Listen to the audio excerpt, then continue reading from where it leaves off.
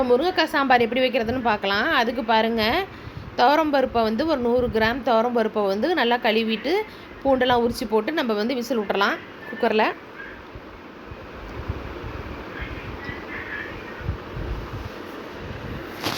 தாளிக்கிறதுக்கு பாருங்கள், எண்ணெய் ஊற்றிக்கலாம்.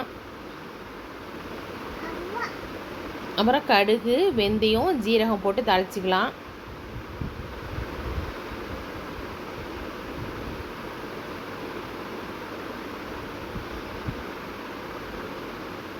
அப்புறம் பாருங்கள், சின்ன வெங்காயம் அரிஞ்சு வச்சது சேர்த்துக்கலாம். வெங்காயம் நிரப்பமாக போட்டால் டேஸ்ட்டாக இருக்கும். அப்புறம் வர மிளகா சேர்த்துக்கலாம், ஒரு 4-5 மிளகா. கருவேப்பிலை சேர்த்துக்கலாம். அப்புறம் பாருங்கள், வெங்காயத்தை வதக்கிடலாம்.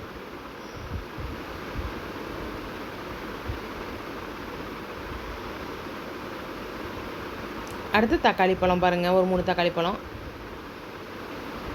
தக்காளி வதக்கிடலாம்.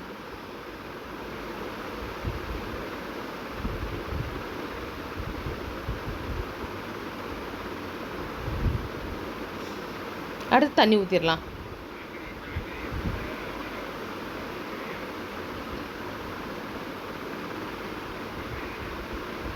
மஞ்சள் சேர்த்துடலாம்.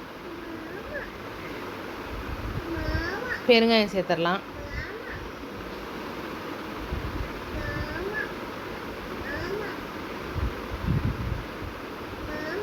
அப்புறம் பாருங்கள், சாம்பார் பொடி சேர்த்துடலாம்.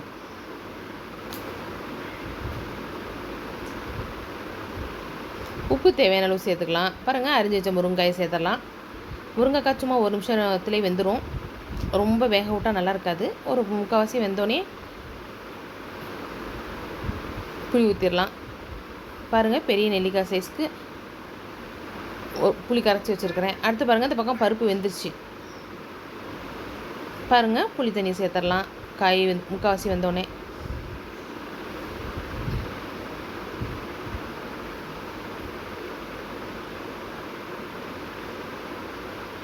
அடுத்து பருப்பு பாருங்கள்.